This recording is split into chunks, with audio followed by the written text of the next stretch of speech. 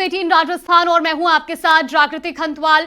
Bulletin की शुरुआत करेंगे बड़ी खबर के साथ। बड़ी खबर आपको बता दें इस वक्त की ये बड़ी खबर, बड़ी जानकारी सामने आ रही है। बिहार में ईपीआईसी कार्ड पर सियासी तूफान छिड़ गया है। निर्वाचन अधिकारी ने तेजस्वी यादव से जवाब मांगा है। ये बड़ी खबर आपको बता रही, तेजस्वी यादव के प्रेस कॉन्फ्रेंस पर अब जवाब मांगा गया है। तो ये बड़ी खबर सामने आ रही है। आगे की जांच के लिए तेजस्वी से ये जवाब मांगा गया है। इस वक्त की ये बड़ी खबर, तेजस्वी यादव से ईपीआईसी की ओरिजिनल कॉपी मांगी गई है। बिहार में ईपीआईसी कार्ड पर अब सियासी तूफान छिड़ गया है। तो तेजस्वी यादव से इसका जवाब मांगा गया है। आपको बता दें कि निर्वाचन अधिकारी ने तेजस्वी यादव से जवाब मांगा है। ये बड़ी खबर सामने आ रही है। इस वक्त की बड़ी जानकारी, दरअसल प्रेस कॉन्फ्रेंस पर तेजस्वी यादव से जवाब मांगा गया है। तेजस्वी यादव ने एक प्रेस कॉन्फ्रेंस की थी और इस दौरान उन्होंने कई बड़े दावे किए थे। अब इस पर जवाब मांगा गया है। आगे की जांच के लिए तेजस्वी यादव से जवाब मांगा गया और साथ ही ईपीआईसी की ओरिजिनल कॉपी भी मांगी गई है। बिहार में ईपीआईसी कार्ड पर अब सियासी तूफान छिड़ गया है।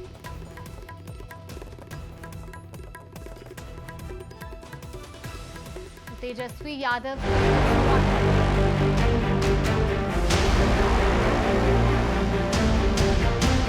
जो हमें मिला है एटम बॉम्ब है, फटेगा तो आप इलेक्शन कमीशन आपको दिखेगा नहीं हिंदुस्तान में।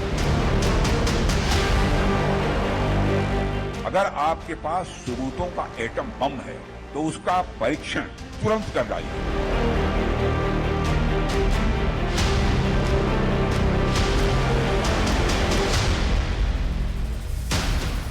बिहार में चुनावी शोर के बीच सियासी तीर चलना लगातार जारी है। एसआईआर के बहाने राहुल गांधी हो या फिर तेजस्वी यादव, हर कोई चुनाव आयोग को घेर रहा है। इन सब के बीच तेजस्वी यादव ने एक ऐसा दावा कर दिया कि खुद चुनाव आयोग को मैदान में उतरना पड़ गया। दरअसल तेजस्वी यादव ने ड्राफ्ट वोटर लिस्ट से अपना नाम कटने का दावा किया था। अब इसी के बाद आरजेडी के नेताओं ने चुनाव आयोग को आड़े हाथों ले लिया। एसआईआर को वोट कटने की राजनीति को जोड़ा और दावा किया कि ऐसे ही न जाने कितने लोगों को चुनाव आयोग ने अपनी लिस्ट से बाहर कर दिया। पर तेजस्वी यादव का ये दावा ज्यादा देर तक टिक नहीं सका। तेजस्वी के दावे के बाद चुनाव आयोग सबूत के साथ सामने आया और ड्राफ्ट वोटर लिस्ट में तेजस्वी यादव का नाम दिखाकर उनके दावे को चूर चूर कर दिया। इतना ही नहीं, तेजस्वी के दिखाए दूसरे ईपीआईसी नंबर की जांच भी शुरू कर दी गई। चुनाव आयोग के सूत्रों के मुताबिक 2020 के चुनाव में तेजस्वी ने ईपीआईसी नंबर RAB 0456228 वाले इस वोटर आईडी का इस्तेमाल किया था। 1 अगस्त को जारी ड्राफ्ट वोटर लिस्ट में ईपीआईसी नंबर RAB 0456228 दिखाया। इलेक्शन कमीशन ने कहा कि तेजस्वी यादव को वोटर लिस्ट से नाम हटाने का दावा बेबुनियाद है। 2015 की वोटर लिस्ट में भी तेजस्वी का ईपीआईसी नंबर यही था। मौजूदा वोटर लिस्ट में तेजस्वी का ईपीआईसी नंबर RAB 0456228 है। इलेक्शन कमीशन ने यह भी कहा कि तेजस्वी के दिखाए गए ईपीआईसी नंबर की पुष्टि नहीं हो सकी। 10 साल से ज्यादा पुराने रिकॉर्ड में ईपीआईसी नंबर RAB 2916120 मिला ही नहीं। ईपीआईसी नंबर RAB 2916120 आधिकारिक ईपीआईसी नंबर नहीं है। तेजस्वी यादव समेत समूचे विपक्ष का दावा है कि बीजेपी के इशारे पर चुनाव आयोग बिहार में बीजेपी और एनडीए को जिताने के लिए एसआईआर की कार्रवाई कर रहा है। तो दूसरी तरफ चुनाव आयोग का साफ कहना है कि विपक्ष ने ऐसा कोई भी दावा पेश नहीं किया है जिसमें दम है, यानी मतदाता सूची को लेकर ऐसा कोई भी सबूत पेश नहीं किया गया विपक्ष की तरफ से जिससे चुनाव आयोग को लगे कि वाजिब तौर पे सवाल खड़ा किया गया। यानी कि बिना किसी आधार के तेजस्वी ने जो दावा किया था उसकी जमीन कच्ची निकली। पर तेजस्वी के दावे में चौंकाने वाली बात यह भी रही कि जिस ईपीआईसी नंबर का तेजस्वी ने दावा किया वो असल में किसी रिकॉर्ड में है ही नहीं। ने चालाकी और साजिश करते हुए इसमें ना तो बूथ का नाम दिया है, ना वोटर का पता दिया है और सबसे महत्वपूर्ण जो मतदाता का ईपीआईसी नंबर दिया ताकि उसे हम इनका तुलनात्मक अध्ययन जो है, विश्लेषण जो है नहीं कर पाए। यानी चुनाव आयोग की चालाकी है, कहीं वोटर का नाम मतलब जो वोटर का पता नहीं है, बूथ का नाम नंबर नहीं है, और ईपीआईसी नंबर जो है वो नहीं है, ताकि हम जो है पता कर सके कि कौन लोग हैं जिनका नाम कटा, यानी चोर के दाढ़ी में तिनका, यानी छुपाया जा रहा है। तेजस्वी के दावे पर चुनाव आयोग ने सबूत पेश कर दिया और उनके दावे को निराधार बता दिया। लेकिन तेजस्वी के गठबंधन साथी उनके दावे को अब हकीकत समझ बैठे हैं। देखिए, तेजस्वी जी ने भी अगर ये बात कही होगी तो कोई ना कोई उसकी बुनियाद होगी, कहीं से उनको जानकारी मिली होगी, सूचना मिली होगी, तभी उन्होंने ऐसी बात कही होगी। वो जिम्मेदार आदमी है, प्रतिपक्ष के नेता है बिहार में, तो ऐसा कोई बयान वो नहीं देंगे जिसकी कोई बुनियाद ना हो। वहीं तेजस्वी के दावे को जेडीयू ने भी बेबुनियाद करार दिया और तेजस्वी यादव से माफी तक मांगने की बात कर दी। चुनाव आयोग ने जो भी सवाल उनके रहे हैं उसका जवाब दिया, लेकिन सबसे पहले आज जो झूठ उन्होंने फैलाया है उसके लिए उन्हें राज्य की जनता से माफी मांगनी चाहिए। एसआईआर के खिलाफ तेजस्वी अकेले अडिग नहीं है। तेजस्वी से पहले राहुल गांधी ने भी चुनाव आयोग पर निशाना साधते हुए दावा कर दिया था कि वोटर लिस्ट पर एटम बम लाने वाले हैं। अब हमारे पास ओपन एंड शट प्रूफ है कि इलेक्शन कमीशन वोट चोरी में इन्वॉल्व है। और मैं लाइटली नहीं बोल रहा हूं, मैं 100% प्रूफ के साथ बोल रहा हूं, ठीक है।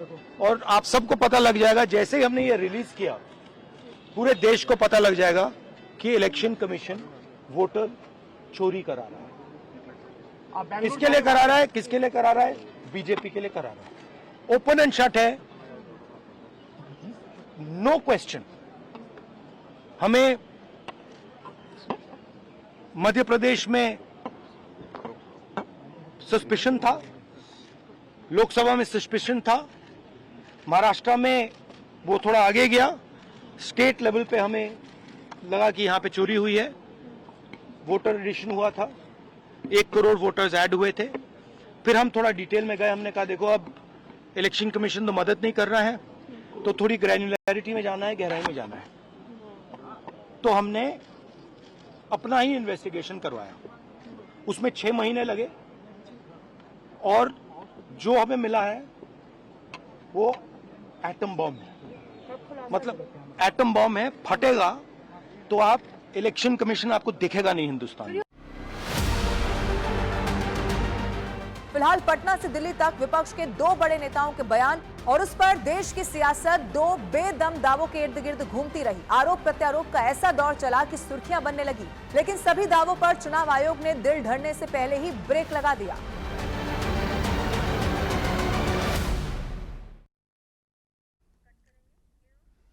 वहीं कृषि कानूनों पर अरुण जेटली ने धमकी दी थी। राहुल गांधी का ये बयान विवादों में आ गया है। दिवंगत जेटली के बेटे से लेकर बीजेपी के नेताओं ने राहुल गांधी को ही उनके तथ्यों को बेबुनियादी बताया है, तो दूसरी तरफ कांग्रेस के नेता राहुल गांधी के तथ्य के पक्ष में दावे पेश कर रहे हैं। ये रिपोर्ट देखिए।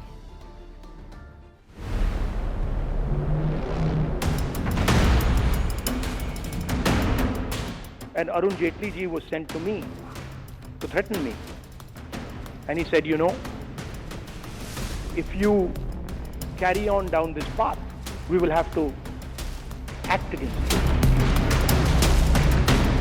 कांग्रेस सांसद और लोकसभा में नेता प्रतिपक्ष राहुल गांधी ने एक बार फिर ऐसा बयान दिया है जिसने भारतीय सियासत के पारे को गर्म कर दिया है। दिल्ली में कांग्रेस से जुड़े वकीलों के कॉन्क्लेव में राहुल गांधी ने बीजेपी नेता और पूर्व वित्त मंत्री अरुण जेटली पर ऐसा दावा किया कि देखते ही देखते उस पर विवाद मच गया। दरअसल राहुल गांधी ने दावा किया कि कृषि कानून के विरोध पर अरुण जेटली ने उन्हें कार्रवाई की धमकी दी थी।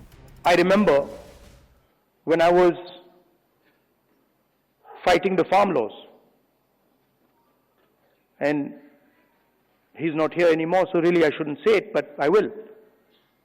And Arun Jaitley ji was sent to me to threaten me. And he said, you know, if you carry on down this path, opposing the government, fighting us on the farm laws, we will have to act against you. I looked at him and said, I don't think you know who you're talking to. Rahul Gandhi के दावे पर पहला पलटवार अरुण जेटली के बेटे रोहन जेटली ने किया और याद दिलाया कि कृषि कानून 2020 में लाए गए थे, जबकि अरुण जेटली का निधन 2019 में हो गया था। रोहन जेटली ने राहुल गांधी के बयान को गैर जिम्मेदार बताते हुए उन्हें नसीहत दी।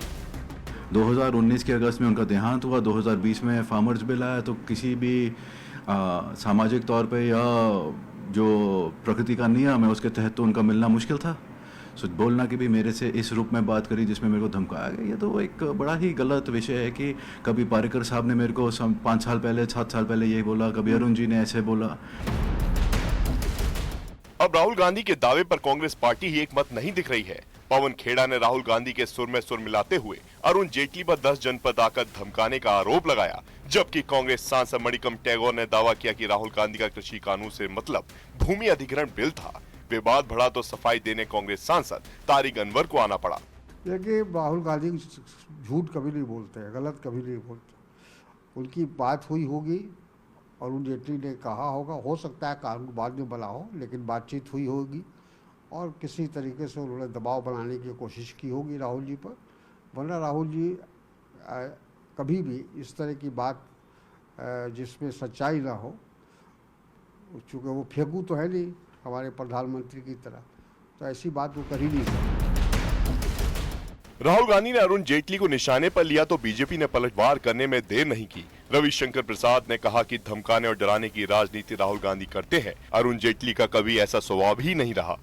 अरुण जेटली जी अब नहीं है, स्वर्गवासी हैं, लेकिन वो धमकी देंगे ये तो सोचने लायक बात ही नहीं है। तो अरुण जेटली जो 1 साल पहले 2019 में गुजर गए, तो जो कैबिनेट ने किसानों का कानून 1 साल बाद लाया, तो राहुल गांधी को धमकी कहां से देंगे भाई? ये क्या मतलब है इसका?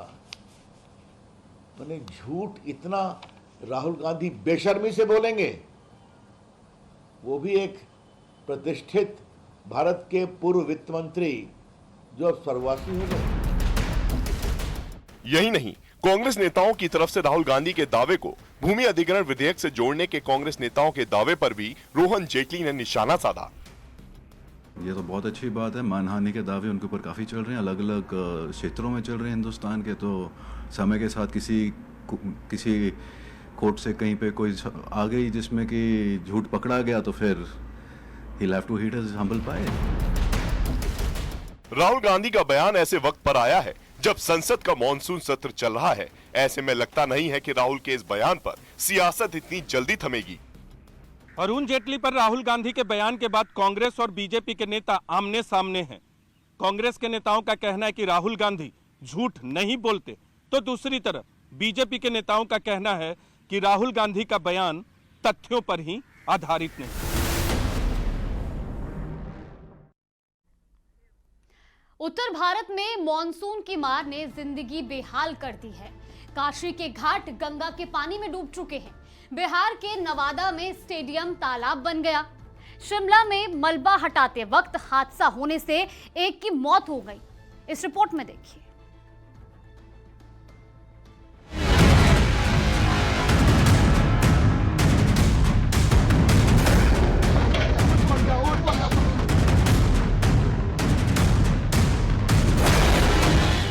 घर, मकान, दुकान सब पानी पानी हो गया। वाराणसी में हर घंटे गंगा नदी का पानी बढ़ने लगा। सभी 84 घाट पानी में डूब गए। गंगा की सहायक वरुणा नदी का पानी बढ़ने से 12 वार्ड बाढ़ के पानी में डूब गए। बिहार के नवादा जिले का एकमात्र स्टेडियम तालाब बन गया। बारिश के बीच हिमाचल प्रदेश के शिमला से बेहद डरावनी तस्वीर आई।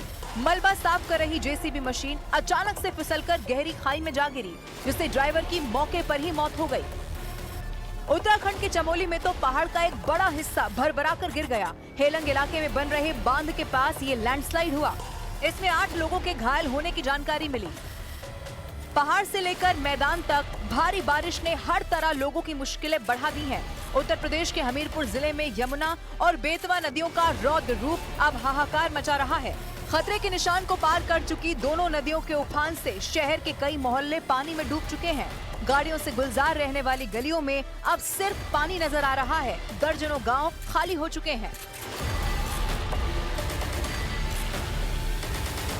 हमीरपुर के मुख्यालय से सटे कई डेरे हैं जो पूरी तरीके से जलमग्न हो चुके हैं। देख सकते हैं किस तरीके से यहाँ घर डूब चुके हैं, कई घर गिर भी चुके हैं। स्थिति देख सकते हैं घरों में किस तरीके से पानी घुस चुका है और लोग यहाँ से पलायन करने को मजबूर हैं।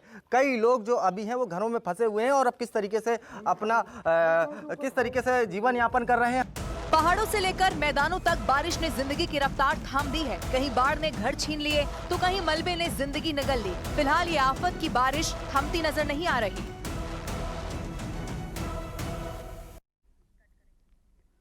क्या उत्तर क्या दक्षिण, हर तरफ बेहिसाब बारिश हो रही है।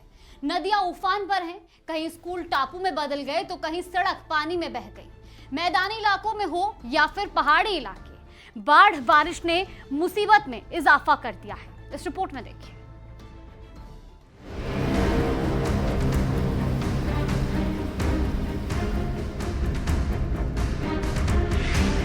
लगातार बारिश ने उत्तर से लेकर दक्षिण तक तबाही की वो तस्वीर दिखाई कि जिसको देखकर हर कोई दंग है। फिर चाहे जम्मू कश्मीर हो या हिमाचल प्रदेश या मध्य प्रदेश और केरल, मॉनसून की इस मार से न पहाड़ बचा है न मैदान। कुदरत के इस रौद्र रूप के आगे हर कोई बौना नजर आया। इसके सामने लापरवाही मौत को दावत है। हिमाचल प्रदेश के कुल्लू से आई तस्वीर इस बात की तस्दीक है कि पानी की रफ्तार के आगे हर कोई फेल है। तस्वीर मलाना घाटी की है, जहां हाइड्रो प्रोजेक्ट का कॉफर डैम टूटने से पानी का वो रूप दिखा जिसको देखकर हर कोई दंग रह गया।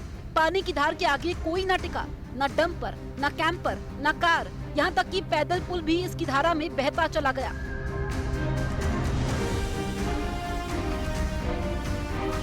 भारत के दक्षिण में भी ऐसी ही तस्वीर दिखी। देखने में जितनी खूबसूरत, असल में उतनी ही खतरनाक। केरल में इडुक्की में बारिश से झरने लबालब हैं। नेदुंगकंडम का थुवल झरना इस वक्त खास आकर्षण का केंद्र है। मानसून में पर्यटक यहाँ खींचे चले आ रहे हैं। झरने के ऊपर और नीचे से दिखने वाले नजारे दिल को सुकून दे रहे हैं। थुवल का मतलब होता है पंख की तरह गिरना। ये झरना पर्यटकों और इलाके के लोगों के लिए ठीक वैसी ही तस्वीर पेश कर रहा है। झरने के मनोरम नजारों को हर कोई दम भर कर देखना चाहता है। वहीं स्थानीय लोगों ने इसके आसपास की सुरक्षा को लेकर चिंता जाहिर की है। उनका कहना है कि झरने के पास कोई बैरिकेड नहीं है, जिससे हादसे का खतरा बना रहता है। यही वजह है कि लोगों से झरने के नजदीक न जाने की अपील की जा रही है।